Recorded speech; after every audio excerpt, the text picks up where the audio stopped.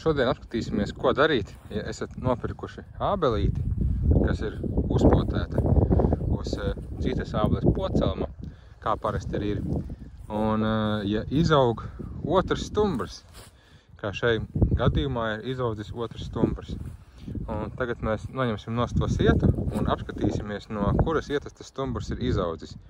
Vai tas ir virs pocelma, virs potējuma vietas vai zem potējuma vietas, jo, ja tas ir zem potējuma vietas, tad tā ir tā šķirne, kas ir pocelma šķirne, ja? Un te jau mēs redzam, ka viņš izskatās savādāk, ja nekā tas koks, ko mums vajadzētu.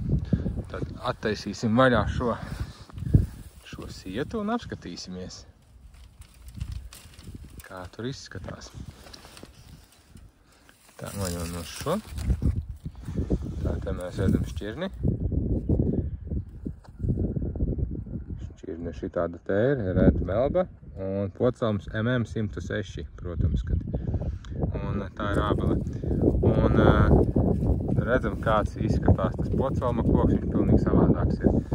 Bet, nu, tā skatāmies, kas te ir. Un skaidrs, ka reku potējuma vieta ir šeit. Bet tas otrs stumbrs ir izaudzis mums no zemes faktiski, ja? Tātad viņš šeit ir jānogriež arī nost, lai viņam vairs tas nav.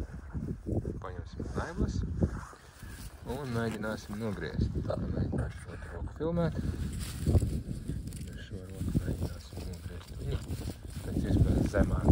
Nav izslēgts, ka viņš ataugs vēlāk arī vēlreiz. Tā, tas ir nogriezts, bet te redzēt, ka vēl viens ir izaudzis no lejas. To arī mēs griežam nost. Griežam nost, mēģinam nesatraumēt galveno zaru. Tas arī ir nogriezts. Nu, tagad vajag atbrīvot ābelīti no sieta. Un tad parādīšu, kā izskatīsies beigās. Nu, lūk, esam atbrīvojuši ābeli no pocelma izaugušās ābeles. Iespējams, ka te vēl ataugs nākotnē no šiem zariņi. Tā, ka būs regulāri viņa jāuzmana un jāgriež ārā tie liekie zari, lai neatņem lieki enerģiju tajā ābelē, ko mums vajag. Ja?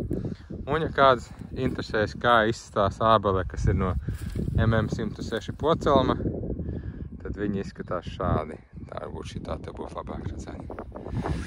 Viņi izskatās šādi. Diezgan zaraina tāda.